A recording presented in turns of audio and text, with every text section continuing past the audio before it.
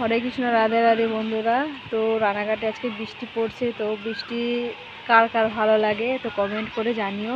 তো দেখো এদিকে বৃষ্টি পড়ছে, তো তোমাদের দেখাই, দেখো জল, এই দেখো বৃষ্টি পড়ছে,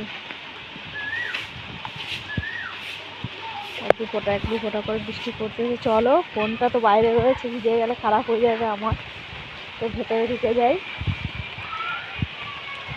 কত সুন্দর দৃশ্য, বলে না প্রকৃতির দৃশ্য অপূর্ব, এরম দৃশ্য কখনো পাওয়া যায় না। যারা গ্রামে থাকো তারা জানবে, আর যারা টাউনে থাকো তারা কখনো এরম গ্রামের দৃশ্য পাবা না। তো গ্রামের দৃশ্য পাওয়ার জন্য গ্রামে আসতে হবে। আসো, ঘুরে যাও, দেখে যাও, তোমাদেরও ভালো লাগবে।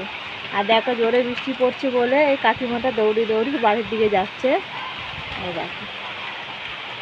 তো কাদের গ্রামের দৃশ্য ভালো লাগে কমেন্ট করে জানিও। রানাঘাটে অনেক জায়গায় আছে, পার্কও আছে, ঠিক আছে। যারা ঘুরতে এসো তোমারও ভালো লাগবে। রানাঘাটে একটা পার্ক আছে, বিনোদিনী পার্ক, তো ওখানে আসো, তোমাদেরও ভালো লাগবে। আর গ্রাম সাইডে বলতে গেলে আস্তলায় গ্রাম সাইড আছে, ওইদিকে ঢুকে যেও, চাষিবাসি আছে, প্রকৃতির সুন্দর সুন্দর জায়গাও আছে, পিকনিক স্পট আছে, মঙ্গলদ্বীপ আছে এখানে, ঠিক আছে, গঙ্গার পাশে।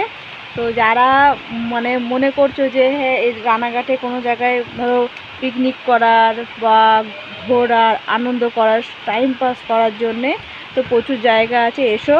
তা ওখানে আছে দেখো মঙ্গলদ্বীপ আছে, মঙ্গলদ্বীপের পাশে হলো গঙ্গা আছে। আর যদি মনে করো যে না আমি সবুজ দ্বীপ যাবো, সবুজ দ্বীপটা ওই পারে, মঙ্গলদ্বীপের ওই পারে। তো চলো তোমাদের একদিন দেখাবো ওটা, আপাতত তোমাদের এইটুকুনি বলে দিলাম। তো চলো, আসছি, টাটা, বাই বাই।